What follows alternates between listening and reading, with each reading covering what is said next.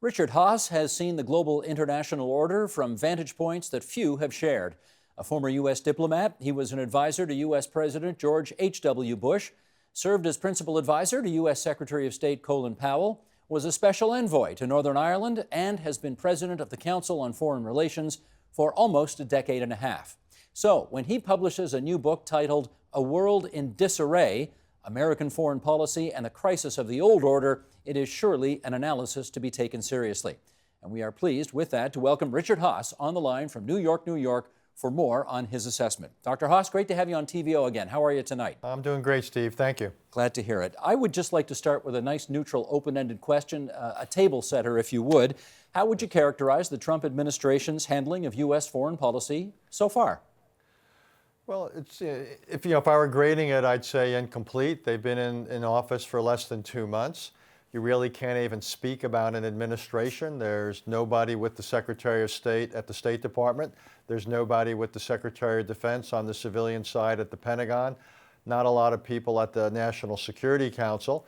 So it's, there's been no big policy developments. What I think we have seen, though, is concerted opposition to multilateral free trade agreements and a general bias, almost a default option, what I would call towards disruption, towards questioning. And I'm uncomfortable with a lot of that because I believe actually the world has worked in the U.S. interest for the most part over the last 70 years. So I think we ought to be much more in the business of preserving.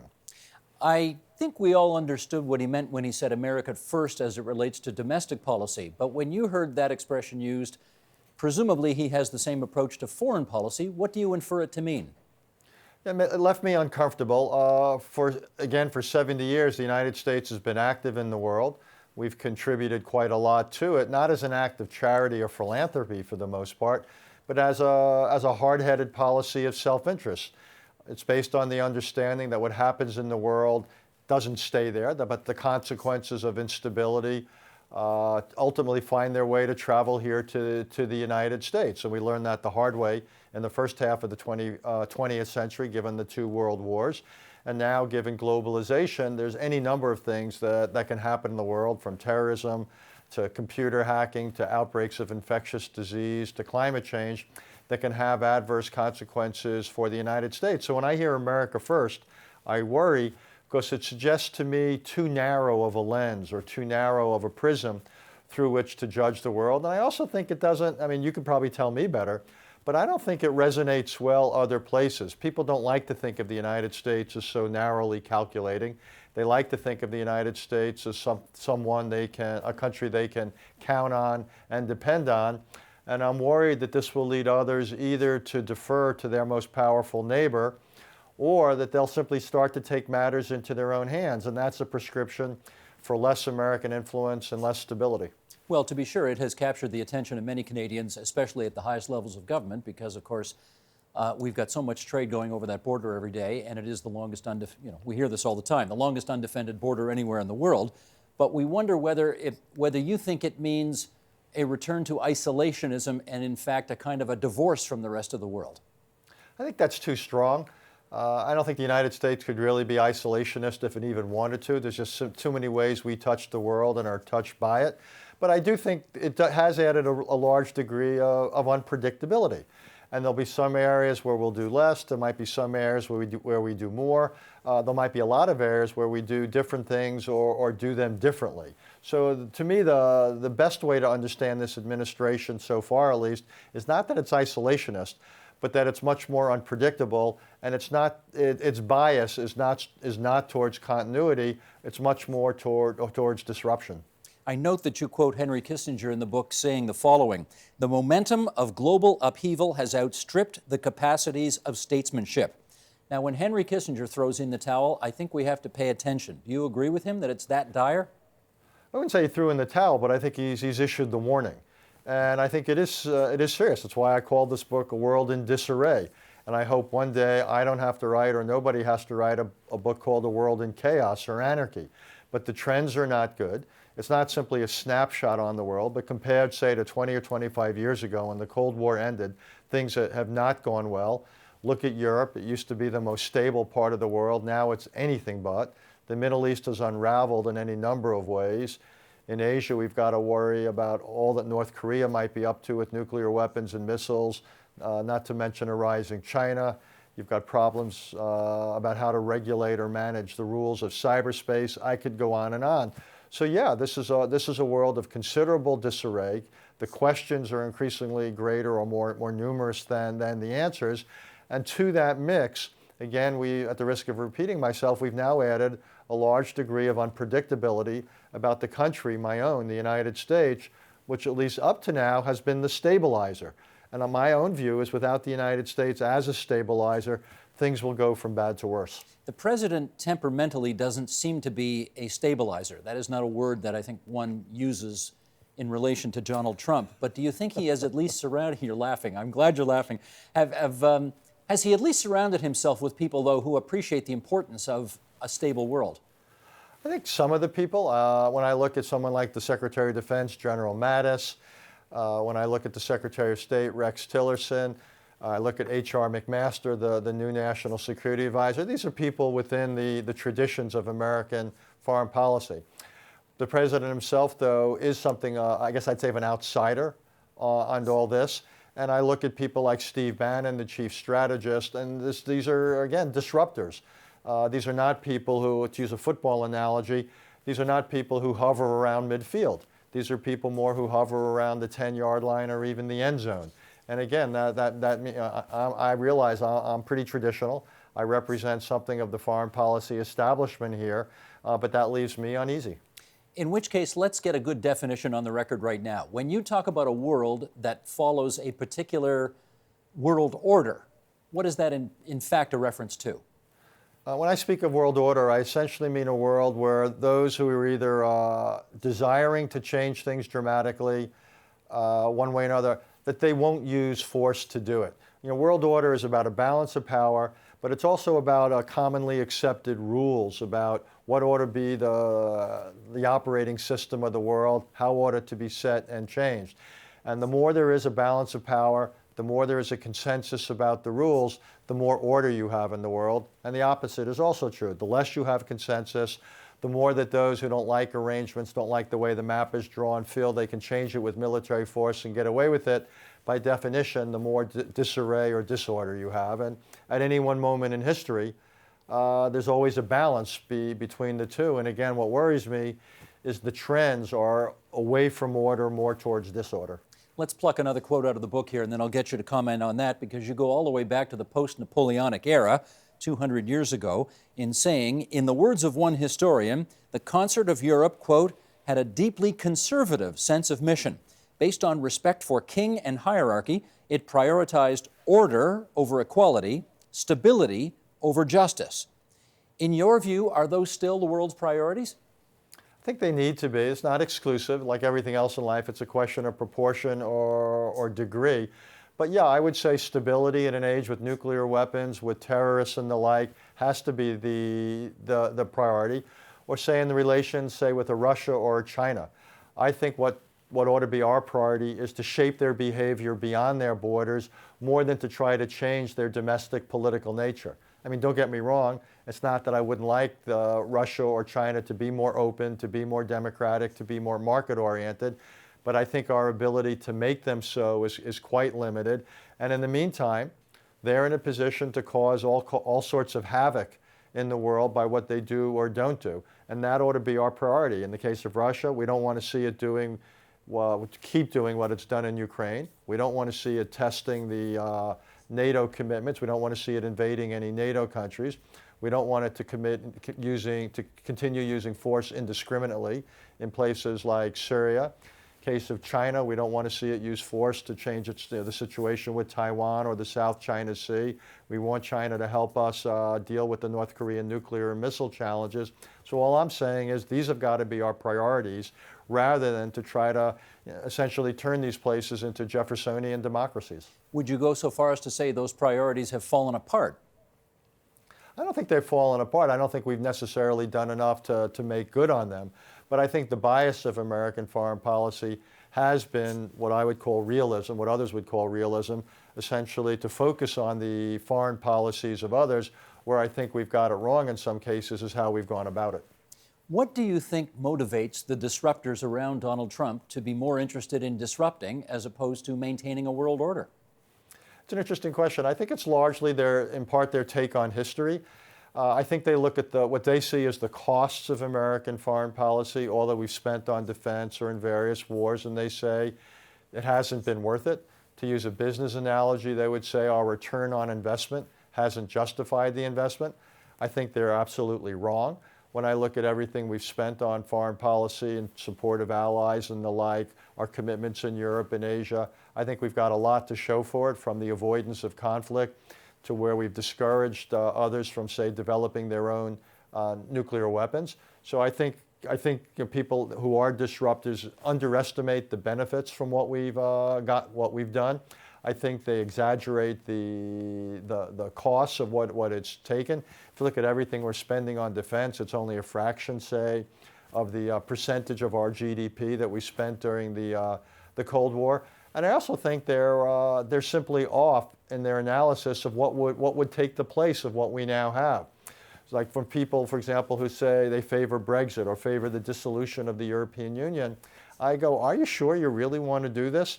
Don't forget, the European Union was born in its earlier phase as a coal and steel community to integrate France and Germany so we wouldn't have a repeat of the kinds of conflicts that we saw early on in the 20th century. Let's not take that for granted, or the global trading arrangements we have. They were put in place in part to avoid the kind of protectionist, beggar thy neighbor tariff wars, again, that helped contribute to what became World War II. So I think on balance, people like Donald Trump, Steve Bannon, and some others, I think they underestimate the benefits from what they've done, and I think they're unrealistic when they assess what would take its place if the United States were to alter its foreign policy significantly. In which case, let me get your view on the just unveiled administration budget, particularly as it relates to the Department of State. They're looking at an almost 40% cut in the budget of the Secretary of State. And help us understand what, on the ground, that really looks like. Yeah, I think it's really unfortunate, and I think it would actually detract from American national security. The entire State Department budget, which pays for diplomacy, foreign aid of every sort, humanitarian, developmental, strategic, it's barely just over 1% of the entire U.S. federal budget. So this is not, even if we were to eliminate all of it, just the increase alone that the President has proposed for defense spending this year is larger than everything in the entire diplomatic and State Department budget. So this is not an enormous pool of money. It's not a big piggy bank which we can use to balance the budget. And what we would lose by doing this is a chance not just to do some good in the world for others, but to do some good in the world for ourselves. This gives us a way to stabilize countries, to strengthen their economies, to deal with refugee situations, to help countries fight the outbreak of infectious diseases. So all these things either bring about desirable outcomes or help to prevent negative outcomes that would have repercussions for us. And by the way, if certain countries were to become less stable because of the falling off of American aid, or some type of infectious disease broke out and you had an epidemic, we would then have to respond with military or other forces in ways that would be far more expensive than what the preventive steps cost now. So I really think this is a short-sighted budget. I think there's too much of an emphasis on hard power, but more important, I think there's a lack of appreciation of so-called soft power. And if there's a place we've got to save dollars in our budget, the answer really isn't defense. It isn't domestic spending, it's not diplomacy, it's American entitlements. The two fastest parts of our budget in terms of growth are interest on the debt, and as interest rates go up, servicing our debt is only going to get more expensive. And the other really fast growing part, the largest slice of the budget in the United States, the federal budget, is Social Security, Medicare, Medicaid, disability programs, and so forth. That's where we've had the growth, and we need fundamental reforms to make sure the truly needy get what they need. But again, we need reforms because too many people are either getting help they don't need or are not getting the right kinds of help. Okay, let's turn to one of the most important relationships your country has in the world, namely with Russia. And at the risk of getting I thought you were going to say Canada, Steve. Well, actually, you guys don't mention Canada very much, and we're okay with that because I noticed most of the countries the administration does mention are not for good reasons. But At the risk of getting too autobiographical here, you know, when I was a kid, I did used to go to bed at night wondering whether or not World War III was going to break out because there were so many nuclear weapons pointed at Russia by America and at America by the then Soviet Union. By the historical standards then of the last 100 or 150 years, how would you characterize the relationship between the two countries today? Actually pretty good for all the friction and scratchiness. You know, so much of the last few hundred years of history is about great power conflicts. If you think about the 20th century, you had the two awful, costly, by every measure, world wars, and then you had 4 decades of Cold War. And whatever else you have now, it's not outright conflict between the United States and Russia, and hopefully it's not as bad as the Cold War. I'd say the same thing about China. So by historical terms, the great power dynamic is actually pretty good, again, for all of its question marks and flaws. Do you see us returning to a period of great power rivalry, the likes of which we had, say, 70 years ago? Quite possibly. You're certainly seeing it in the area of the United States and Russia. Now, Russia doesn't represent a kind of a global ideology the way the Soviet Union did, but we're seeing Russia use military force around Europe. We're seeing Russia use military force in the Middle East. We're obviously seeing Russia use tools in cyberspace to advance what it sees as its national interest. And I think Mr. Putin gets up in the morning, and he clearly wants to help bring about a very different world. He doesn't much like this one, and quite honestly, I think he believes that we get up every morning trying to think of ways of overthrowing him and bringing about a political revolution in Russia. So I do see the potential therefore for growing friction with him. So in principle, I would favor a policy where we would try to do something about it to try to discourage such rivalry from getting worse. But I also think we need to set the table, and by that I mean we need to make sure that Mr. Putin is not again tempted to use military force. And among other things, I believe that argues for the United States doing more to strengthen NATO. Does that sort of, at the end of the day, really mean we wish they were more like us? Well, quite honestly, I do. I think it would be better for the Russian people if they had a more open society economically and politically. I think it would be better for the world if Russia acted with greater restraint. That said, given our, what we talked about a few minutes ago, I don't think that's within our power anytime soon. We can't essentially change the political DNA of other countries. So I think the real challenge is more of a traditional diplomatic one. How do we get the Russians not to do certain things that we think would add to instability? And how do we potentially even get them to cooperate in limited fashions, dealing, say, with the future of Syria or with North Korea or with other challenges? I don't think that is out of question. Okay. Let's move on to a new term that you coin and talk about in the book called sovereign obligation. What is that? Yeah, it's my idea that the world needs a new operating system, what I call World Order 2.0, and it's based on this idea I developed called sovereign obligation. We always think of countries as having rights, and I want them to continue to have rights, but I also want them to have obligations that reflect the reality. We live in a global, interconnected world, and what goes on in the country of any country, what goes on inside the territory of any single country is no longer its business alone. If there's an outbreak of disease, if they're burning tremendous amounts of coal contributing to climate, if they're allowing computer hackers to operate freely, if they're giving sanctuary to terrorists, those are all phenomena which, because of globalization, can come back and hurt every other country in the world. So we need sovereign governments to assume obligations not to permit or tolerate things to go on in their territory that could cause major problems for the other countries and people in the world. That does not sound consistent with America First, is it? On the surface, no, and it's quite possible this administration in many areas won't advance this, say in the area of climate change. On the other hand, it may decide to advance some of these ideas when it comes to dealing with terrorism or cybercrime or proliferation. It's likely to be selective.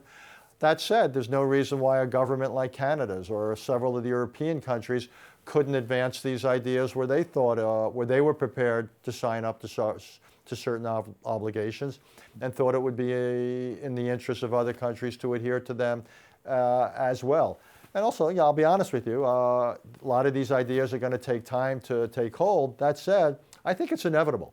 I think ultimately we will have a world in which sovereign obligation will be understood, There'll be general agreement as to what these entail. And the reason I think that is not because I'm a wild optimist, I'm anything but in a world of globalization, where borders are essentially not respected, where things, people, greenhouse gases, viruses, you name it, can move in incredible speed and incredible volume anywhere and everywhere around the world, the countries of the world are going to have to better concert or organize their collective behavior, or they're each going to be overwhelmed.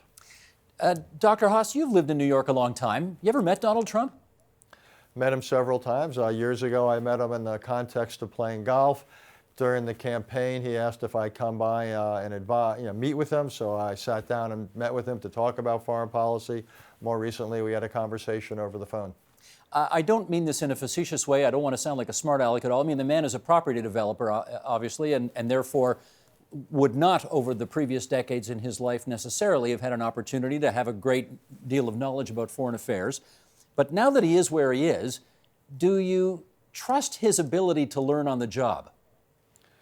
Well, look, we only have one president at a time, and you've got to believe in that possibility. I don't necessarily think that people at his stage in life change fundamentally, but there's such a big difference between being an outsider and being an insider. Even, look, I live foreign policy. This is what I do every day. I've been doing it for 40 years.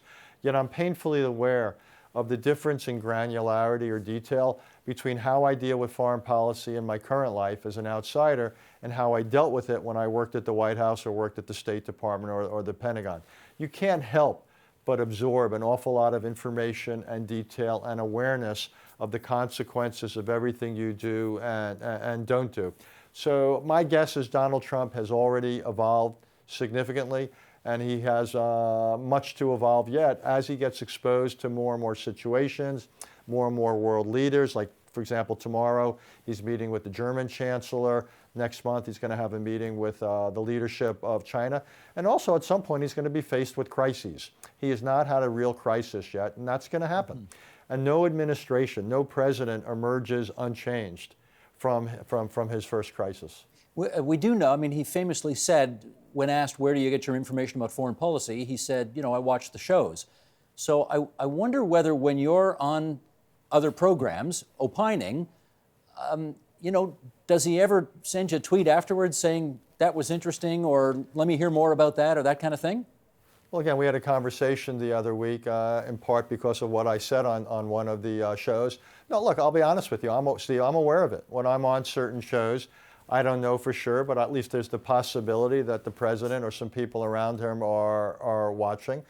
And so I'm conscious of what it is I project, that he's one of the potential audiences or constituencies I'm trying to reach. Okay, let me play a clip here. We had David Armitage, who's a professor of history at Harvard University, on the program recently to talk about a new book that he's got out. And he talked about the potential for an American Civil War right now. Not obviously a 19th century style Civil War, the likes of which took Abraham Lincoln's life, but a 21st century version of that. Let's play 30 seconds from that interview, and then I want to get your comments on that. Sheldon, roll it if you would. Here's a bit of a checklist here. Polarization, populism, nationalism, growing divides, new cultural tribalism. These seem to be the prerequisite conditions for a civil war. Do you see all of them in the United States at the moment? All of those things are there, yes. Preconditions, but it would need triggers. It would need a ramping up of those preconditions, something much more scary. We're not there yet, but as I say, you can't always tell when a civil war is beginning to brew, but those are some of the factors that we should be very worried about. Do you share his concern about the direction your country is going in? In a word, no. I got a long list of things that keep me up at night, and civil war in the United States is not one of them. Let me just say two other things. I do worry about the possibility of violence here or there. I could see where some political protests from one side or another could easily lead to limited, localized violence. I expect we'll have some of that. And I do worry about some deep, enduring fault lines in American society. And we've had some important books published recently showing how large segments of the American population are not contributing, are not really getting the benefits of large parts of modernization and America's economic success, and we've got to address that. We've got way too many people suffering from drug abuse, from opioid use, way too many people who have prolonged unemployment, way too many people whose skills are increasingly a mismatch for what either exists or will come to exist in the workplace, and it's only going to get worse with robotics and artificial intelligence and driverless vehicles. So I worry that a large number of Americans are not going to participate as they should in this economy and in this society. My concern is not civil war. My concern is just that we're going to have way too large a number of people, a percentage of our population, that is not going to feel part of this society, and no good can come of that. Now, the rest of the world, of course, keeps a very close eye on the United States for obvious reasons. And when they see the checklist of things you just listed, and when they also see the kind of new approach to foreign policy that this administration seems to be taking, what do you think they infer from all of this? What concerns me, and I think you're onto something, is what they infer is this is not the United States that they thought they knew. This is not the same United States. And that some of them are going to basically, almost to use a financial metaphor, they're going to start to think about diversifying their portfolios. And rather than continuing to depend exclusively or as much as they have on the United States, they may decide to depend more on themselves, to take matters into their own hands, more willing to use military force, more willing, say, to consider having a nuclear weapons program. They may decide that, gee, maybe we better defer to an Iran in the Middle East, or Russia in Europe, or China in Asia. They may start to discount what it is the United States says or wants to some extent. That's what I see happening. We remember well, because we were a part of it, the coalition that George Bush the father put together for the first Gulf War back in the early 1990s. And I wonder whether or not you think America has the kind of prestige on the world stage today that would be required to pull such a coalition together were the circumstances to require that. It's a fair question, and I know something about that because I was that president's Middle East advisor, so I was involved on a daily basis in pulling together that coalition and sustaining it with him and with Brent Scowcroft, Jim Baker, and others. Look, I don't know the answer to your question. I think it's one of the reasons that I harp as often as I do on the president not stretching the truth. He's going to need to have credibility when he goes to the world and say there's this threat, say a North Korean nuclear or missile threat or something the Russians are up to. And the United States now needs the world to rally behind this or that policy. So yeah, so I worry that the United States won't have the degree of credibility, or there won't be the requisite amount of respect for the United States. Because what I do know is these challenges are going to come up. And just like 25 years ago, as you said, it was Saddam Hussein invading Kuwait, we're going to have our share of challenges. It may be Russia invading or doing something in some NATO country akin to what it's doing in Ukraine. North Korea may finally get to the point where it puts nuclear warheads on missiles that can reach the United States. Who knows what could happen next in Syria or with Venezuela or in South Sudan. So yeah, I think the president at some point is going to have to go to the country and the world and say, believe me, follow me. And at the moment, I've got concerns about the willingness of the world to both believe him and follow him. Let's finish up on this question. Every empire in human history has eventually come to an end. You and I are old enough to have seen the Soviet Empire disappear. Sure. Our parents were old enough to watch the British Empire disappear. You've listed many of the threats that America is facing right now, and we haven't even talked actually about climate change or the huge debt that are also threats to America's position in the world. Question, any reason to believe that America's unique position in the world today is threatened? The short answer is yes, and the threats come both from outside and from within. From outside, it's in part the rise of other countries to what I call, we've got a world of non-polarity. We've got all sorts of actors, entities, governments, and others who have real capacity. It's a world of proliferation in every sense of the world. So I think it's become a more complicated world out there. But I think the biggest threat to the United States is much more internal. A lack of consensus, a lack of political functionality and governability, large parts of the population that don't feel or are not fully participating economically and socially, way too much debt, something you alluded to. And I could go on and on, educational levels that aren't adequate, infrastructure levels that aren't adequate. So yeah, what worries me is that we won't have the domestic foundation to continue to be a great power. And if we can't, it'll only exacerbate the problems on the outside. This world is not self-organizing, it's not self-governing, it's not self-ordering. It takes the United States to play a meaningful role. And if we are unable or unwilling to do that, I think the disarray in the world will only grow and things will only deteriorate. A fascinating read. A World in Disarray, American Foreign Policy and the Crisis of the Old Order. Richard Haass, we always appreciate your visits with us here on TVO. Thanks for spending so much time with us tonight. Thanks for having me, Steve. Help TVO create a better world through the power of learning. Visit TVO.org and make a tax-deductible donation today.